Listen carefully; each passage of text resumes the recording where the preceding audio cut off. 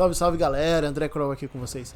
Galera, Gen V chegou ao final de sua primeira temporada e no vídeo de hoje a gente vai discutir tudo o que rolou nesse primeiro ano dessa série aí, que é um derivado de The Boys. Olha aí que beleza, aí tava sendo muito aguardada pelos fãs do gênero aí.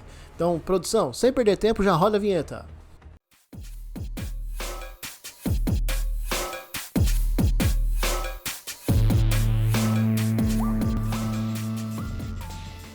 E galera, se você já é inscrito aqui no Popverse, então você já conhece o ritual. Vai lá, deixa o like, compartilha o vídeo, deixa o seu comentário, beleza? E ajuda o canal a crescer aí, valorizando o nosso trabalho, pro YouTube entender que esse conteúdo é bacana e entregar ele para cada vez mais pessoas, tá joia? Agora, se você ainda não é inscrito, pô, assiste esse vídeo. Se você gostar, considera se inscrever. A gente tem vídeos aí frequentes aí sobre cultura pop como um todo, lives todas as segundas-feiras, conteúdo exclusivo no nosso Instagram, onde a nossa equipe tá super ativa, super antenada, produzindo um material muito bacana para vocês, beleza? Vou deixar um link aqui na descrição para vocês do nosso podcast, o De Volta pro Cinema, são edições mensais, tá no ar a segunda edição, é um projeto novo, onde a gente se reúne com uma galera de outros canais aí, o Givaldo do Giva Comenta, o Igor da Itopeia, o Ivo do Megafone Cinema e Música, enfim, é uma galera que se reúne para trocar ideias sobre cinema, sobre a sétima arte, sobre cultura pop como um todo. O segundo episódio tá bem legal, a gente tá falando dos filmes que marcaram a nossa infância, então eu vou deixar para vocês o link aqui, e vai ter link também pro sorteio que a gente tá realizando do livro Era Uma Vez em Hollywood, tá joia? Livro que é baseado no roteiro do filme, escrito pelo próprio Quentin Tarantino, então tá bem legal. Acessa o link aí para você, que vai te mandar direto pro post fixado lá no nosso Instagram, para você entender como é que funciona e poder participar desse sorteio que vai acontecer na live de segunda-feira, dia 20 de novembro, uma live inclusive toda ela dedicada ao Quentin Tarantino, beleza? Então, dito isso, bora lá falar de Gen V.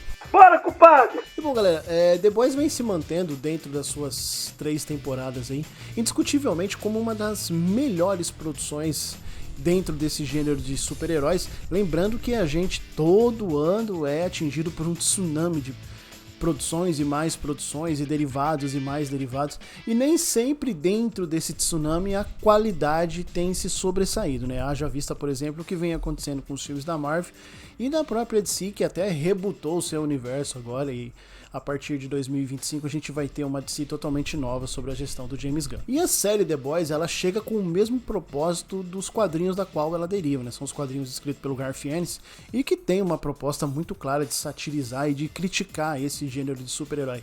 E eu arrisco dizer que ao longo das suas 3 temporadas, conforme a série foi amadurecendo, ela conseguiu ser ainda mais crítica, ainda mais sátira e ainda mais visceral do que o próprio quadrinho da qual ela foi originada. The Boys, galera, é uma série provocativa, uma série chocante, uma série desconfortável, que busca o tempo todo colocar o espectador numa posição de incômodo, discutindo vários temas que são socialmente importantes e muito relevantes nos dias de hoje, além de ter o foco, claro, naquela máxima, né, de que como se comportaria o ser humano se de fato ele tivesse superpoder, né? Será que de fato ele seria um super-herói altruísta ou seria um puta cara ignorante aí que ia acabar com a vida de todo mundo pensando só e somente só no seu próprio bem-estar, né? E por The Boys ser uma série muito única e ter muito bem desenhada e realizada essa proposta, o anúncio de Gen V me deixou um tanto quanto preocupado, por assim dizer, porque me parecia uma ação para colocar The Boys dentro desse lugar comum dessas produções mais genéricas do gênero de super-heróis aí, que muitas vezes estão muito mais preocupadas com a quantidade, com o engajamento e com o preenchimento de catálogo de streaming do que necessariamente de entregar uma produção que seja efetivamente relevante e com uma qualidade que agrade os fãs, principalmente respeitando o material original da qual ela deriva. A gente falou de Marvel e DC aqui, eles também se enquadram dentro desse contexto, é só você olhar para os últimos absurdos que a gente teve que assistir aí, como Thor, Amor e Trovão, Shazam 2, Flash e por aí vai, né? Então, as séries, por exemplo, que muita gente pinta como originais e subversivas, que são genéricas acima de tudo e com decisões criativas de gosto muito duvidoso, como por exemplo Cavaleiro da Lua e She-Hulk. Enfim, a lista é muito grande de produções que nós temos hoje em dia do gênero de super-herói de qualidade muito duvidosa, né? O momento pro gênero de super-herói não é bom, e a discussão sobre o desgaste do mesmo e até um certo esgotamento dessa fórmula, ela é cada vez mais vigente e cada vez mais assertiva. Mesmo as séries de super-herói, elas parecem sofrer, com algumas raríssimas exceções, como são Loki e WandaVision, elas parecem sofrer de uma carência total de boas decisões criativas. Muitas vezes elas parecem nem mesmo derivar do material do qual elas são inspiradas. Mas galera, nesse caso de Gen V, eu fiz uso do benefício do erro, saca? Porque é muito bom você estar errado e ter a oportunidade de rever, reconsiderar a sua opinião, avaliar os seus argumentos, sabe? A gente tá vivendo num mundo muito complicado, né? Onde tudo é muito polarizado e onde a coisa ou é a melhor produção do mundo ou é um lixo indescritível que não vale nada, né? E se você gosta de uma coisa hoje, amanhã você não pode desgostar, ou se você não gosta de uma coisa hoje, amanhã você não pode mudar de opinião, porque aí você é volátil, etc. Não existe mais o debate, e isso é muito perigoso. A gente caminha por uma trilha muito perigosa no que diz respeito à opinião. Mas eu ainda me beneficio do erro, e é muito bom a gente ter uma primeira impressão e essa primeira impressão tá errada e a gente mudar de opinião, e mudar de opinião principalmente para uma coisa boa, porque Gen V é uma série muito boa. Meus parabéns e seja bem-vindo à Universidade Godolkin. Gen V segue na linha de The Boys, no que diz respeito à qualidade, o desenvolvimento da história, aos personagens carismáticos, a violência gráfica alta, a perversão que é sempre chocante, né? The Boys, em série após série, os caras parecem não conhecer limites. Mas Gen V tem um adendo nisso daí. Ela é, nesse ponto, principalmente na perversão e na violência, ainda que elas estejam lá e ainda que elas sejam altas, mas é num tom menor, sabe? Ela não pesa tanto a mão nesses dois aspectos como pesa The Boys.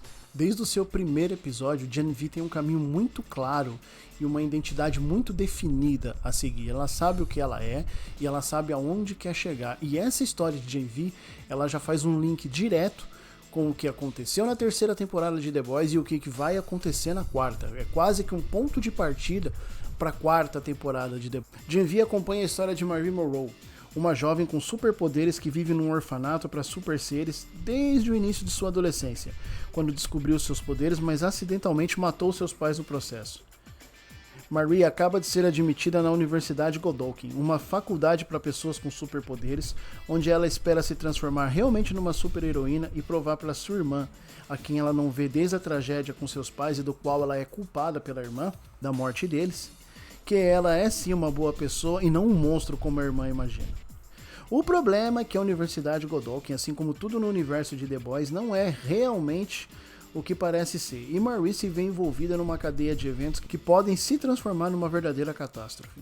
E galera, por essa breve sinopse, você já pode resgatar alguns elementos aí que vão associar vocês aos X-Men da Marvel, e não é errado, tá? Gen V é, de certa forma, uma sátira aos X-Men da Marvel. Nos quadrinhos do Garth Ennis, a Universidade Godolkin funciona mais ou menos como funciona a escola para jovens superdotados do Professor Xavier. O seu fundador, o John Godolkin, assim como o Professor Xavier, é um mentor de uma super equipe, só que no universo de The Boys essa equipe se chama G-Man. Mas galera, a gente tá falando do universo de The Boys, onde as aparências jamais se confirmam, né? Onde nada realmente de fato é o que parece ser, né? E John Godolkin é um maníaco, é um abusador que usa a fachada da universidade para esconder seus crimes. Ele sequestra e abusa de crianças e adolescentes, criando neles uma relação meia doentia de dependência. E mesmo aqueles que conseguem se rebelar dessa situação são violentamente mortos e depois transformados em zumbis. Quando o assunto é crueldade e perversão, esse universo de The Boys é quase que imbatível, cara. E é claro, né, que essa atmosfera ela seria transportada por uma adaptação na série, né? Mas a história da série ela é muito mais ampla do que isso. Ela aborda assuntos ainda mais delicados do que esse e coloca a gente para pensar acerca de uma infinidade de outros temas aí que a gente vai discorrer nesse vídeo. É interessante a gente ver que a nossa protagonista, a Marie Monroe, ela não está destinada a ser de fato a única protagonista dessa série. Ela vai dividir ali o protagonismo com outros 4 ou 5 personagens, fazendo um núcleo de personagens centrais, aonde cada um deles tem o seu tempo de tela bacana para ser desenvolvido, para suas motivações, para os seus dilemas, os seus traumas serem trabalhados ali. E tudo isso é muito bem trabalhado, de forma a todos esses arcos se fecharem no desfecho da série, muito bem feito, muito bem amarrado. E galera, é um desfecho absolutamente natural, é um desfecho absolutamente orgânico. Há um o nosso entendimento fica muito claro as motivações e as ações daqueles personagens no desfecho da história. A minha ideia é fazer esse vídeo para vocês sem spoilers. Depois se vocês quiserem, deixem nos comentários, a gente pode até discutir esses pontos da série aí com spoilers, pra gente se aprofundar um pouco mais. Mas é muito bem feito e muito bem amarrado. Você pode não concordar com os motivos, mas você compreende o porquê que aqueles personagens estão fazendo aquilo ali. Soa com naturalidade dentro da trajetória que eles tiveram nessa primeira temporada da série. Um excelente exemplo desse desenvolvimento de personagem é a Emma, que é a colega de quarto da Marie e que precisa vomitar para ativar os seus superpoderes. Ela consegue mudar o seu tamanho, ela pode encolher ou ficar gigante, é o melhor estilo Homem-Formiga, mas precisa passar pelo incômodo de comer e vomitar para poder ativar os seus superpoderes. E é curioso que só assim, utilizando os seus superpoderes, que ela consegue se encaixar e consegue ser notada, né? E se encaixar, quando eu digo se encaixar, é num padrão de popularidade que existe na faculdade, já que a faculdade ela promove uma espécie de competição de popularidade entre os alunos, buscando aí novos nomes que futuramente vão ingressar no set, vão ser artistas de comerciais dos produtos da Vault, enfim, toda aquela analogia comercial e toda aquela crítica ao consumismo e às aparências que já é comum existir dentro desse universo de The Boys, né? Outro personagem muito interessante que a série traz é o Jordan Lee, ou a Jordan Lee, né? Eu digo isso porque ele é um personagem com a incomum habilidade de mudar o seu gênero, e quando ele muda o seu gênero, ele automaticamente muda os seus poderes. Então a sua versão masculina tem super força, vigor, agilidade, velocidade sobre-humanos, enquanto que a sua versão feminina tem poderes mais de geração de escudos e de ondas de energia e tudo mais. Então é um personagem dos mais interessantes, principalmente dentro do contexto em que ele é inserido, os contextos familiares e os contextos sociais, porque mesmo com uma habilidade tremenda dessas, tão variável e que expande para tantas outras possibilidades, existe um certo preconceito por conta da mudança de gênero que faz com que ele nunca seja o mais popular entre os alunos da faculdade, justamente porque ele não se encaixa num padrão de beleza e um padrão de gênero estipulado pela própria faculdade para ser o garoto propaganda, para ser o novo integrante do set. Então Jordan Lee não atrai mídia por uma questão de preconceito, por assim dizer. E esse preconceito vem inclusive desde o lar dele, né? Porque o pai, por exemplo, não aceita as mudanças de gênero dele, e não é dito de maneira explícita dentro dessa temporada, mas fica muito claro, por exemplo, que ele se sente muito mais à vontade na sua versão feminina, coisa que desagrada demais o pai dele, né? Fazendo com que o pai dele sempre queira vender a imagem do filho, o filho perfeito, o filhão do papai, etc., quando na verdade ele não é bem assim. Então é uma discussão que a gente traz para os dias de hoje aí, né? Uma discussão sobre gênero e tudo mais, que é muito pertinente, que é muito interessante ver a série trazer da maneira respeitosa, não panfletária e, acima de tudo, reflexiva da forma como foi trazida. Ainda no núcleo central, nós temos o Garoto Dourado, que tem poderes de fogo, algo muito semelhante com o Tocha Humana, assim, remete muito, por exemplo, ao míssil dos X-Men. Nós temos a Kate, que é uma telepata sensitiva, importantíssima para a trama e aquela que sofre o maior arco de transformação ao longo dessa primeira temporada.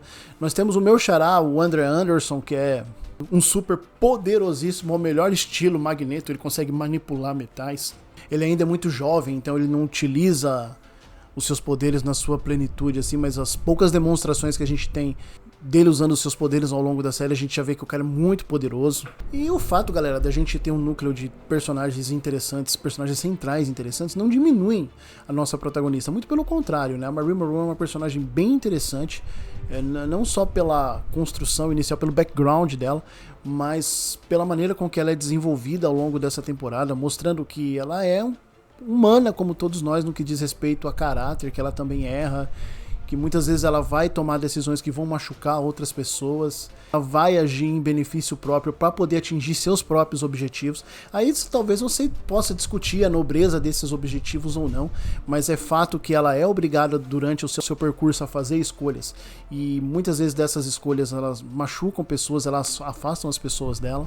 E galera, quando eu olho para esse sobrenome da Marie, né, o Monroe, é impossível não associá-lo ao romance do H.G. Wells, A Ilha do Dr. Monroe, que ganhou inclusive 3 versões do cinema, a última delas em meados ali dos anos 90, com o Val Kilmer e o Marlon Brando, e que remete a um geneticista nada ético, totalmente amoral, que realiza experiências com seres humanos e animais na busca de um possível aprimoramento para o gene humano, né? Que quando a gente pega esse contexto e traz pro plot principal da série, que é justamente esse da realização de experiências, só que no caso com super seres para aprimoramento do gene que concede o superpoder a esses super seres, né?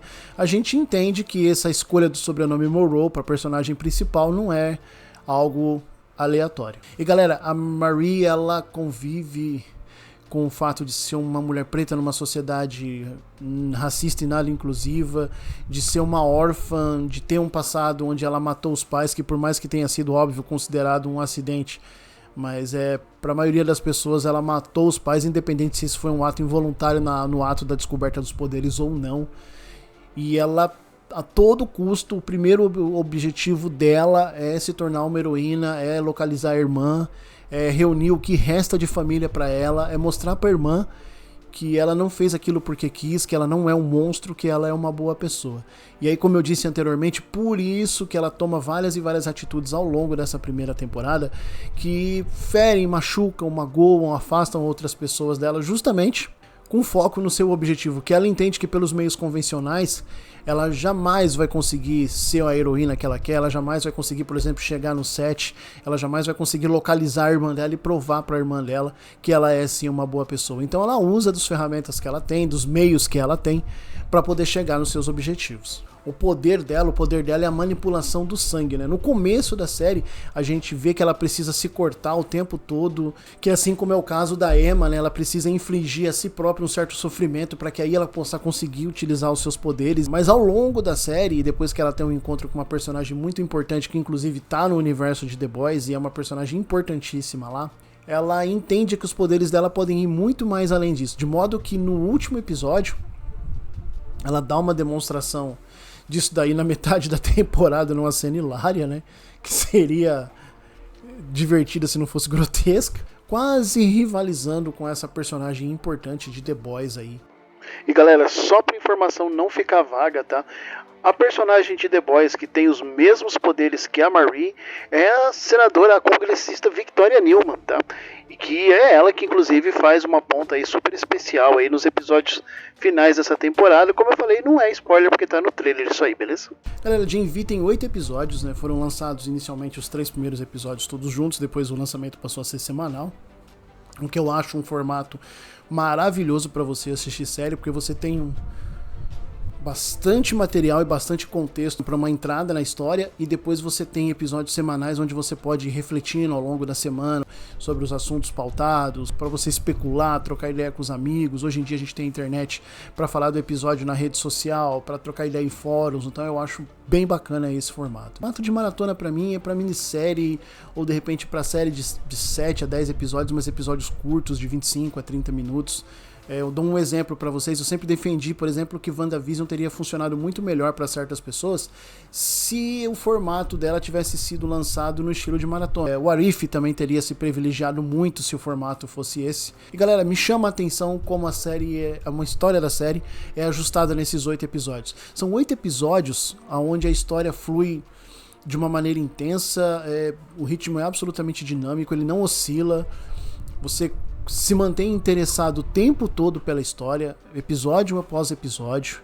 Não existem ganchos absurdos e apelativos, mas todo episódio te deixa um saborzinho de quero mais, porque você fica com questões resolvidas dentro daquele episódio, mas já ficam algumas pontas a serem amarradas nos próximos, então te deixa aquele quê de ansiedade e de especulação para os próximos episódios. A história ela não tem barriga e ela segue numa crescente, cara, até o seu final. Inclusive o episódio final, ele é maravilhoso e reserva uma surpresa bem interessante no seu desfecho. Eu entendo as críticas das pessoas, dos fãs de The Boys principalmente, que não gostaram tanto de Gen V porque acham que a série é muito branda em relação ao que é The Boys, principalmente na aplicação daqueles quesitos que a gente falou lá no começo do vídeo, quando a gente falou do sangue, falamos da violência, falamos da perversão, falamos da infusão na sátira e etc.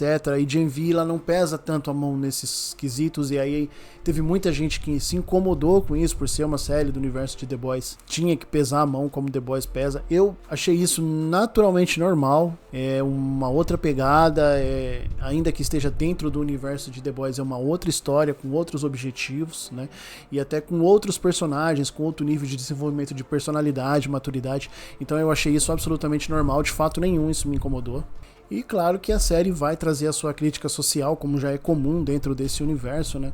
Mais uma vez, é uma crítica muito ácida à manipulação da informação, à mídia como um todo e a maneira com que ela entrega a notícia, sempre beneficiando um lado, né? O lado sempre mais rico, sempre o lado sempre mais poderoso. Há uma crítica muito ácida à falsa imagem de perfeição transmitida pelas redes sociais, a busca incessante pelo like, pela notoriedade, pela curtida, e como algumas pessoas elas se tornam totalmente dependentes desse mecanismo a ponto de não saberem como direcionar a sua vida sem a existência dele. A corrupção e o desejo absurdo por poder, isso já são assuntos que estão entranhados dentro do DNA das séries como The Boys e também passa por Gen V. Mas Gen V salienta um aspecto que já foi tratado algumas vezes em The Boys e que eu acho muito importante, que é a crítica ao falso engajamento, sabe? A essas pessoas que levantam bandeira e panfletam sobre causas sociais das quais elas muitas vezes não têm conhecimento, nunca viveram, não desenvolvem uma empatia verdadeira por aquilo, sabe? Mas levantam essas bandeiras, defendem essas causas, às vezes destroem vidas por conta dessas causas e única e exclusivamente para benefício próprio, sabe? The Boys iniciou isso, Gen V bate muito forte nessa tecla na hora de mostrarem como eles constroem personagens que são agradáveis à mídia, agradáveis ao público, né? Mas em que de forma alguma há verdade na construção desses personagens, tanto quando a gente fala de personalidade, quanto principalmente quando a gente fala do engajamento na defesa de uma causa minoritária que ele ali representa. Galera, e antes que eu me esqueça, tá? No último episódio, logo depois dos créditos principais ali, a gente tem uma cena pós-crédito envolvendo ali, ó, as instalações da Universidade Goldolkin e um personagem muito, mas muito querido pelos fãs de The Boys aí, então vale a pena ficar. Só existe uma cena pós-crédito ao longo da série toda, então vale a pena dar uma conferida, que já é também um gancho para a próxima temporada de The Boys. Gen V é a prova de que quando você faz alguma coisa boa, feita com carinho, com qualidade, buscando a excelência, mantendo padrões de qualidade e acima de tudo, né? Buscando tratar de assuntos que fogem a uma fórmula pré-estabelecida que já vem sendo usada a exaustão, você consegue um bom resultado e mostra que o gênero de super-herói não está saturado. O que é necessário é que outras produções buscando assuntos, tópicos, textos mais originais sejam realizadas e, acima de tudo, né, que se preze pela qualidade, que você não tenha só produtos para vender bonecos, só produtos para engajar em rede social, só produtos para encher catálogo de serviço de streaming, né? Enquanto a gente fizer isso, a gente vai ter cada vez mais e mais e mais e mais produções aí dentro desse gênero de super-herói, dentro dessas adaptações de histórias em quadrinhos, e que vão sim a médio prazo, talvez até curto prazo, dependendo da quantidade de produções que a gente tem, desgastando o fã a ponto de provocar o total desinteresse dos mesmos, né? Mas enquanto a gente tiver produções que se preocupam com a qualidade, se preocupam com a excelência, de trazer um bom texto, de trazer profundidade nos assuntos debatidos, desenvolver personagens e etc, como fez Gen V, como faz The Boys e muitas outras boas produções do gênero de super-herói que ainda estão circulando por aí, a gente vai ter público sim, a galera vai curtir, vai gostar, vai engajar, né? A gente não precisa, só porque a gente é fã, a gente não precisa consumir qualquer coisa. Bom, agora eu quero saber de vocês, como foi a experiência de vocês com Gen V? Vocês gostaram tanto quanto eu? Vocês têm alguns pontos negativos a relatar? Vocês não gostaram da série? Deixa pra mim nos comentários a sua opinião de maneira educada e cuidado com os spoilers, beleza? Aproveita aí se ainda não deixou o like, então deixa aí a curtida no vídeo, beleza? Pra valorizar o trabalho. Aproveita, manda aí esse vídeo pra aquele seu amigo, pra aquela sua amiga. Curte filme de super-herói, curte série de super-herói, manda lá pra galera ver essa análise aí de Gen V. E eu volto a qualquer momento, não esqueça de conferir todos os links nos cards e também na descrição desse vídeo, beleza? Para poder participar do sorteio do livro do Tarantino Era Uma Vez em Hollywood, que vai acontecer no dia 20 de novembro, e também para conferir alguns vídeos que eu também deixei linkados ali para vocês, para você continuar navegando aqui no Popverse e ver que o canal é muito bacana. Mais uma vez, gente, muito obrigado aí por quem ficou até o final do vídeo, e qualquer hora dessas aí eu tô de volta. Valeu, aquele abraço!